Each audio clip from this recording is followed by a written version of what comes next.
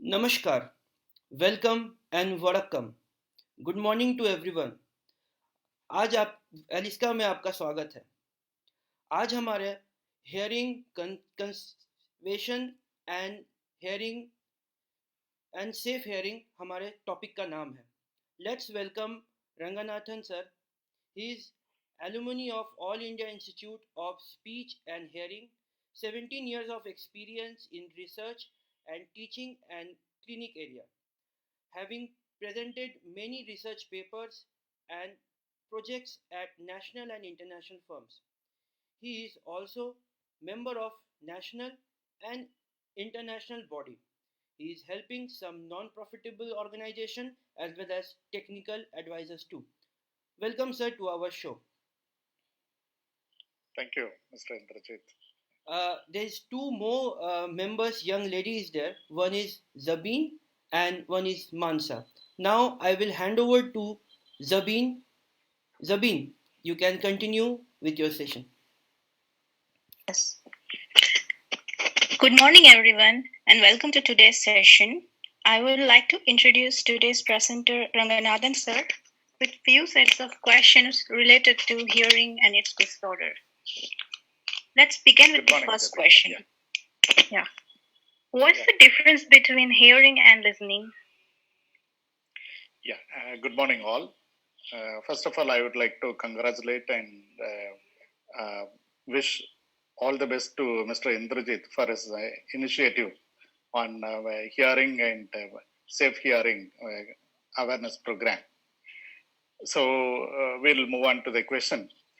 So in general, hearing is confused between general term hearing as well as listening.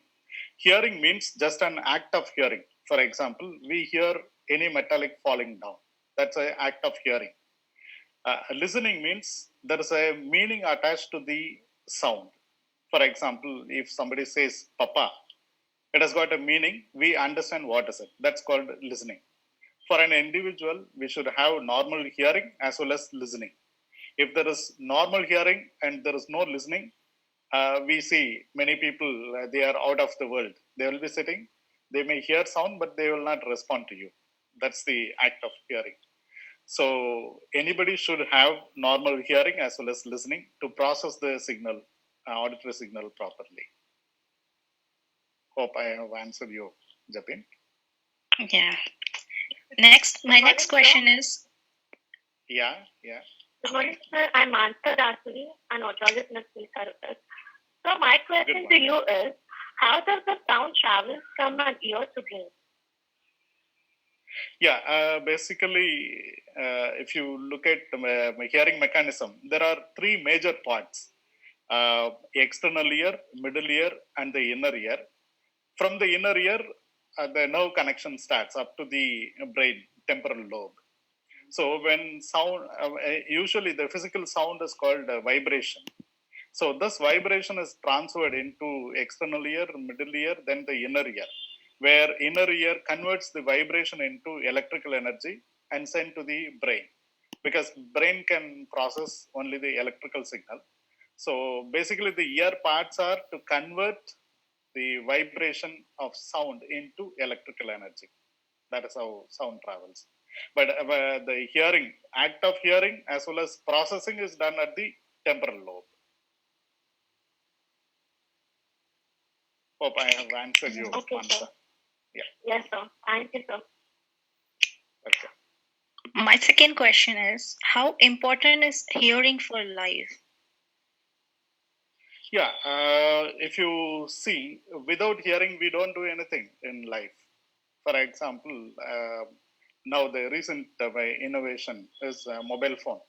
So if you want to communicate to somebody directly, you can talk to them up to 10 feet, 15 feet, maximum of 20 feet. But somebody who is beyond that, you cannot communicate with them directly by shouting at them. So you should use mobile phones, internet calling, and so on. So all these things are possible. The distance communication is possible only through hearing mode. And if you get into a new environment like a jungle or any big place, where there is nobody you can see. So there you have to, the moment you get into the situation, you have to analyze the situation, whether it is safe or non-safe. So if you want to analyze that, you have to hear the sounds. Even on the traffic, you can see when you walk, if there is a bus coming towards you from back, you will not see it first. You will hear it first.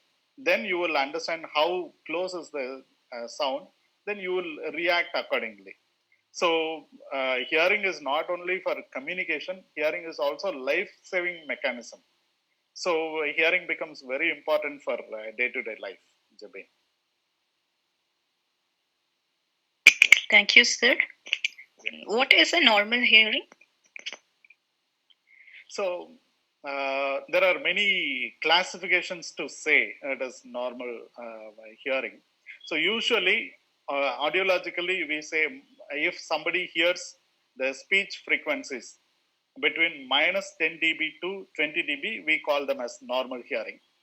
But practically, if you want to really check somebody whether they have got hearing normal or is there any deviancy, you can use sounds like a, e, u, s, sh, z. These 7 sounds. If somebody is able to hear these 7 sounds and repeat to you, it means they have got normal hearing. This is for a practical purpose. If you want to really get the hearing tested, you have to test at each frequency from 250 hertz to 8 kilohertz. What is the exact hearing level? Then you will get to know.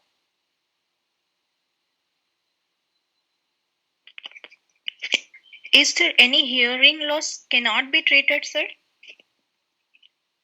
Yeah, see, when we look into hearing loss, there are 2 classifications. One is treatable and the other one is non-treatable.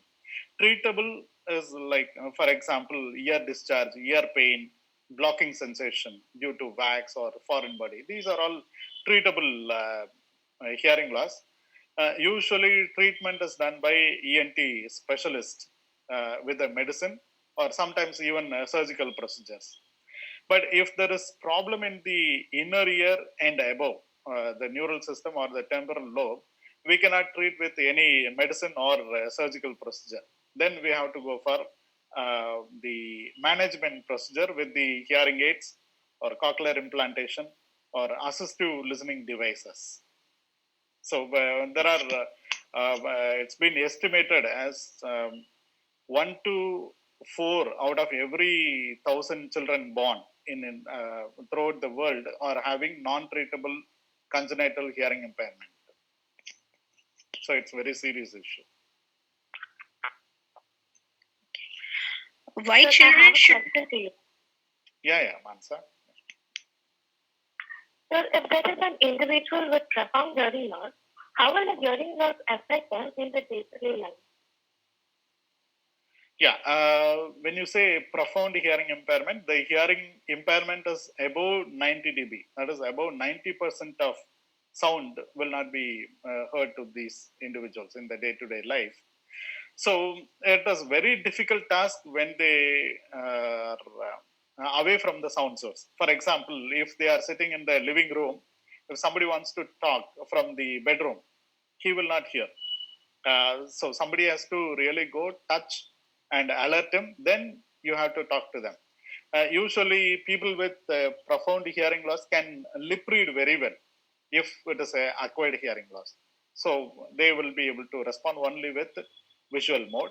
So if somebody is talking from nearby room, they will not be able to respond. And while sleeping, the nighttime becomes a real tough task for them because there is no alert. When we sleep with the normal hearing, even a small movement in the rooms, we get to know. Immediately we get alerted and we get up, check. But the individuals with the profound hearing impairment, they don't get to know anything, especially if somebody is calling with the calling bell or knocking the door, or if somebody wants to wants an help with the emergency need, even then they will not be aware. So it's very difficult task for them. And nowadays we have some alerting devices like the Fitbit bands, which has got alarms for waking up in the morning. Even the reminders can be put on the alarm, and the phone calls can be felt in terms of vibrations with the fit bands. To some extent, we can accommodate with them, but still, 100% needs cannot be compensated as of now.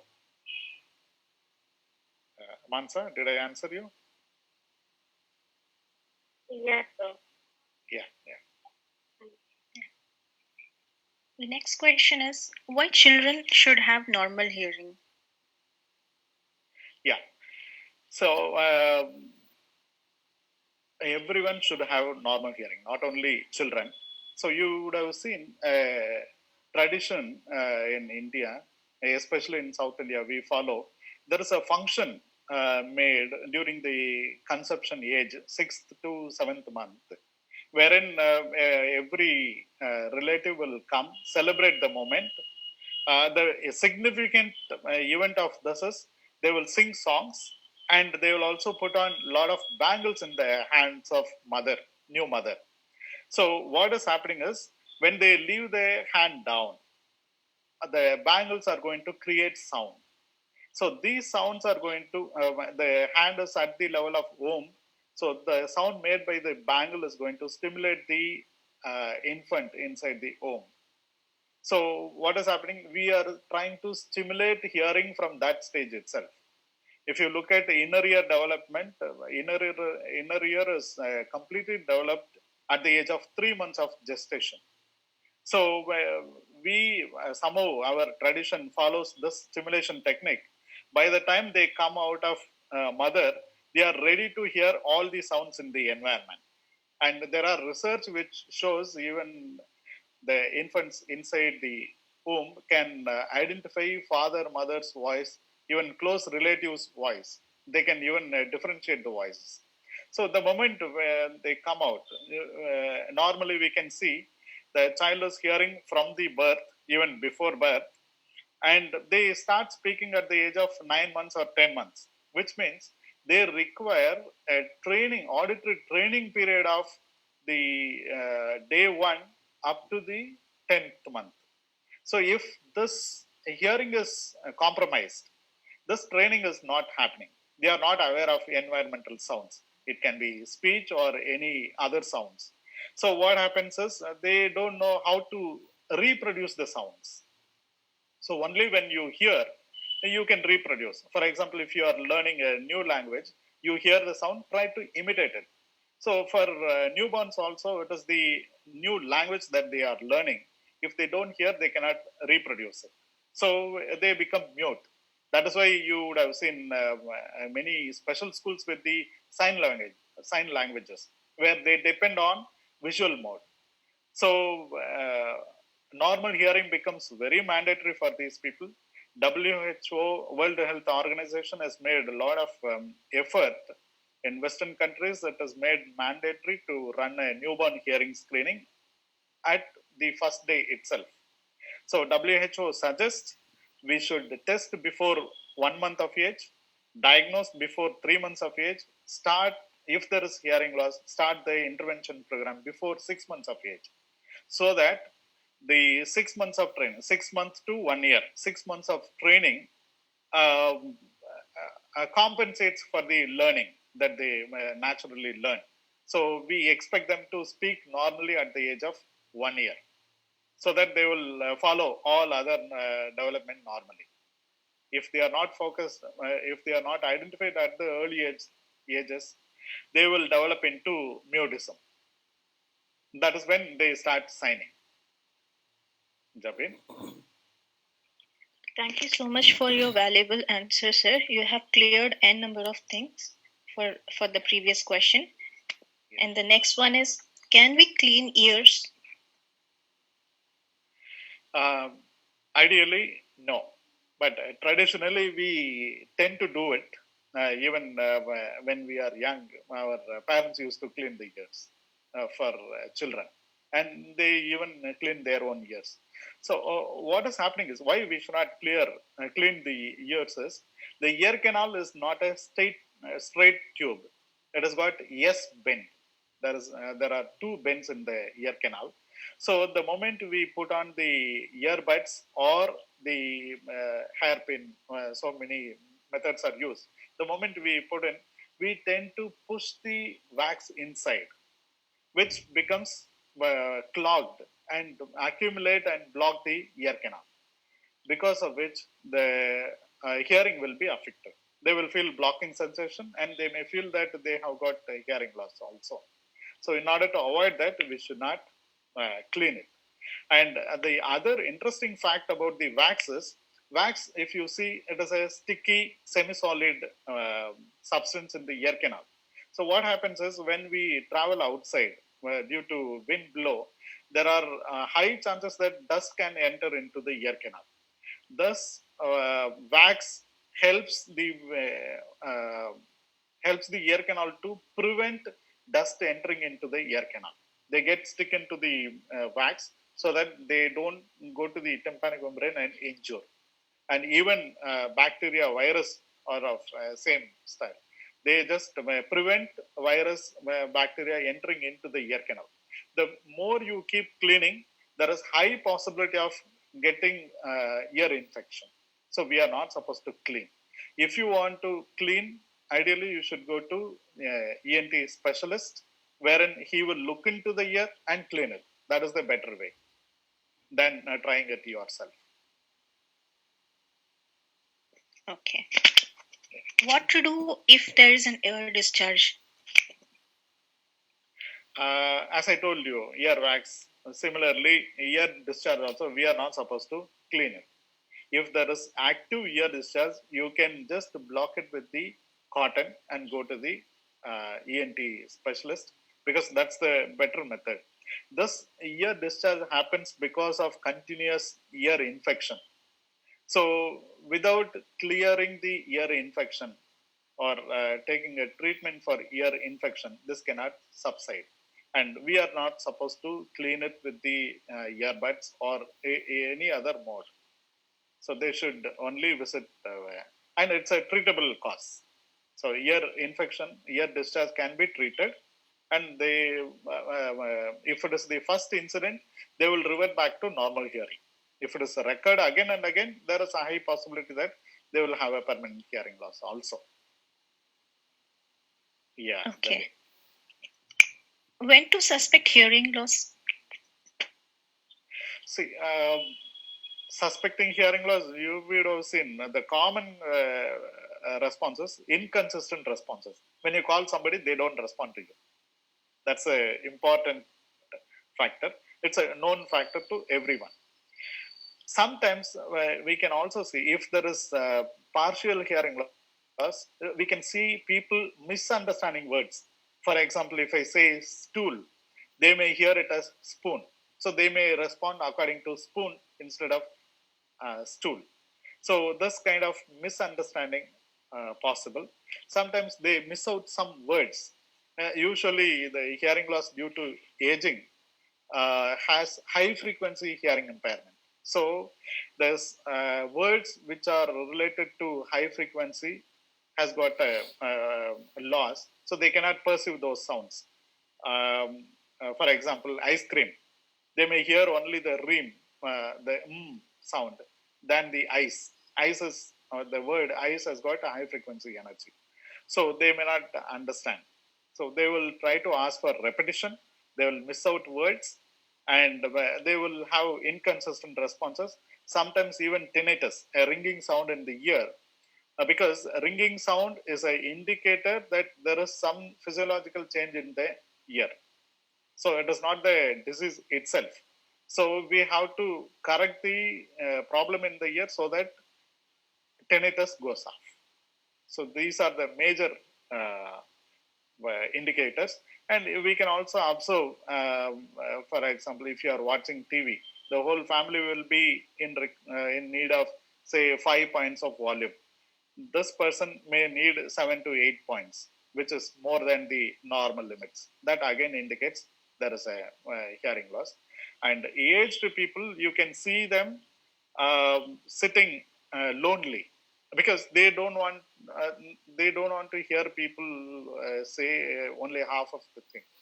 So they don't process the signal properly. So they tend to be introvert and less social expressive, and they will try to be alone. These are the indications for hearing impairment. They should go for professional help with the audiologist. I have a question for you, sir. How early the hearing loss can be detected? Yeah. See, early means where there is no age limit, basically. As I told you in the newborn also, we have to test at the age of 1 day itself. So we are supposed to identify at the earliest possible. So if you look into children, WHO says you have to test, diagnose before 3 months of age and start the intervention before 6 months of age so that they develop normally. If you look into adults, uh, usually in adults, the hearing loss progress is very slow, where they cannot make out that they have hearing loss. So the more the gap between the onset of hearing loss and identification, there is more challenges for them to cope up with the management, especially in aged individuals. We recommend them to go for hearing aids. So even if they identify hearing loss, put on the hearing aids, if the gap is very much longer, they will not be able to get adjusted with the hearing aid easily. They may require a very long time to get adjusted. Sometimes people withdraw because of that. So whenever somebody feels that hearing loss is there, they are supposed to test immediately, even if it is milder form, so that they can track the progress of hearing impairment. That will help them in the long run. Okay. Can music cause hearing loss? Yeah, usually we would have read about noise exposure, which can cause hearing loss. So music is also a noise. So both are acoustic signal. Traffic noise as well as music or acoustic signal. Especially music, we use earphones with the very boomy headphones, or the very small one with the mobile phone. But still, they can cause hearing loss. Any exposure to noise more than 80 dB for 8 hours will cause temporary hearing loss. If we keep repeating it, it will result in permanent hearing loss, which cannot be treated. So this becomes again, as the number of years are increasing, amount of hearing loss will also keep increasing. So for youngsters, the best idea from the parents is they should not use earphones for longer duration. Maybe per day 10 to 15 minutes is okay. Anything more than that repeatedly used is going to cause hearing loss, permanent hearing impairment, and there is no treatment for it, no medical or surgical treatment for it. How to prevent hearing loss?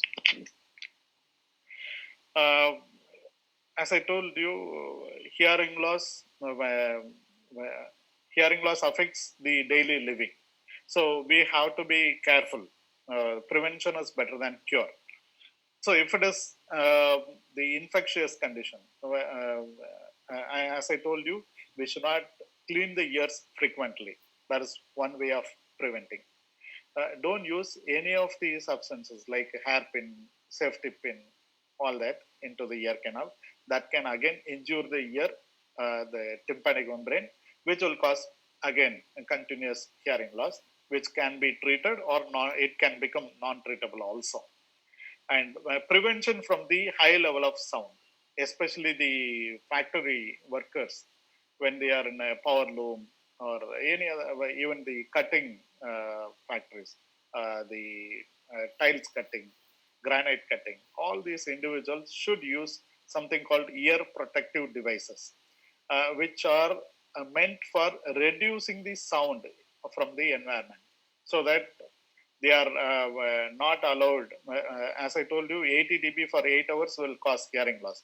So this ear protector will reduce this 80 dB into 30 dB or 20 dB, so that they can hear it for a still more longer duration. But still, any amount of sound in a prolonged period can cause hearing loss. So we are not supposed to use earphones for longer duration. And the best way to enjoy music is loudspeaker. Loudspeaker also not like DJ, discotheque, such a loudness. It should be at a moderate level at which you should listen to in a open room. We should not keep it near the ear or inside the ear. That's very, very important. These are the simple techniques in which you can prevent hearing loss. So I have a question for you. Yeah. Will the hearing loss is reversible? If yes, Yeah. what is the condition? Yeah. See, hearing loss, as I told you, the infection or any temporary hearing loss caused by accumulated wax, ear perforation, these things can be reversible, provided we identify at the early stage and take appropriate treatment. Otherwise, they may reverse, but not to the extent of normalcy. Always there can be some residual hearing impairment. If it is in the case of neural hearing loss, sensory neural hearing loss, wherein the inner ear and the neural pathway is affected, there it is usually irreversible until and unless it is a sudden hearing loss. There are some conditions in which there is sudden hearing loss caused to the individual.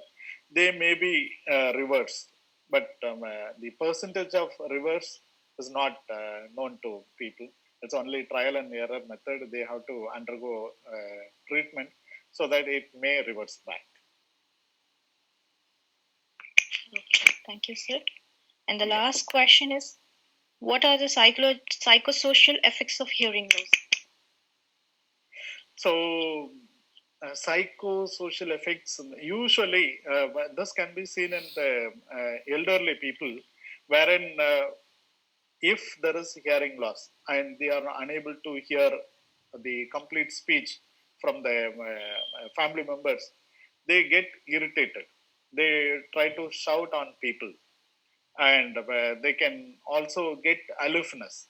They may not participate in a group activities like get together or attending any functions. They will not show interest because they don't understand the speech, and they may also become suspicious because as I told you, the word spoon may be heard as stool.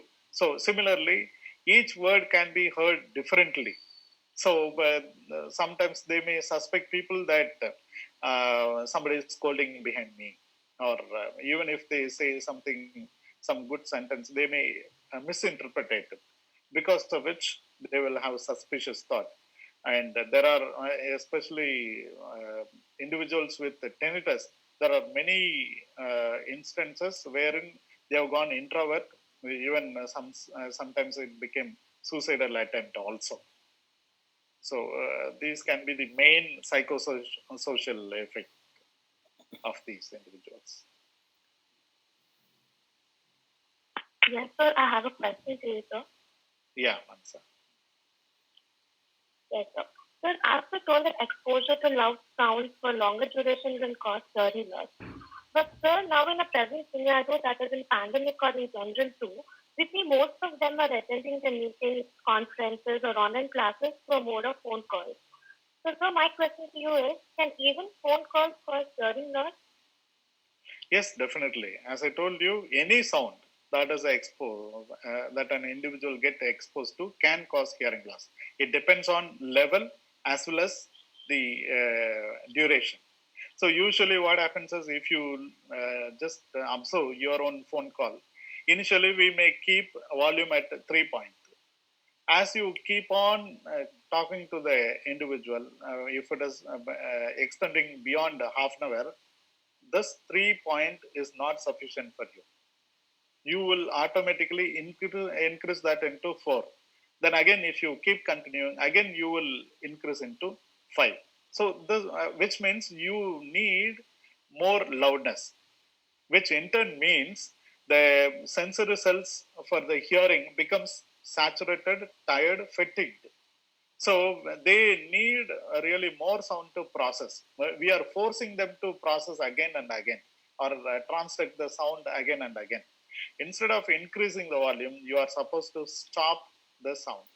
I told you 80 dB for 8 hours exposure means you have to give the silent or quiet period of 16 hours rest. Only then the sensory cells can recover back to normalcy. So the same thing happens to for 80 dB 8 hours, 90 dB it is only 4 hours of permitted duration. For 100 dB again 2 hours of permissible duration. So the more the loudness of sound, the duration exposed advisable can be lesser. So they are when we keep the earphone, you would have seen the earphone is very small. If you keep it outside, you don't hear it. So you feel that it is very soft sound. But the moment you keep it into the ear canal volume is very, very narrow.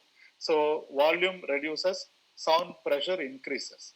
So even if the earphone is capable of producing 30 dB, when you keep it in the ear canal, the same sound will be heard as 90 dB or 100 dB, depending on the ear canal volume.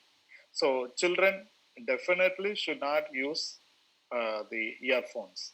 And if you want to attend online class or meeting comfortably, you are supposed to use a good quality loudspeaker in a quiet room. That's the better way of caring for ear and avoiding permanent hearing loss.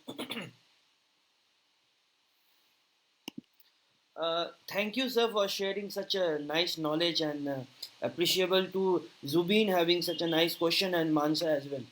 So now we will end our session.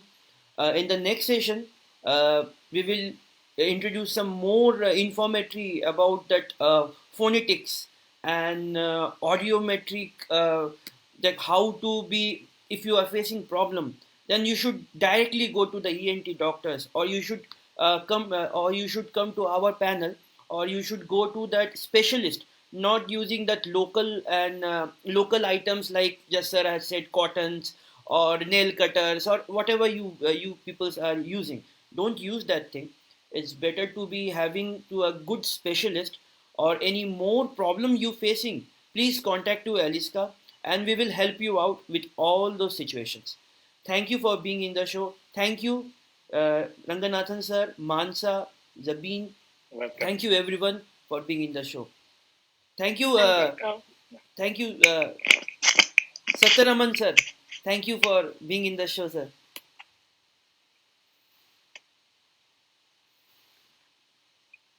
Yeah, we will proceed with the collaborative works, and we will also let people know when is the next broadcast. Thank you, sir. Thank you. Thank you so much. Thank you. Yeah.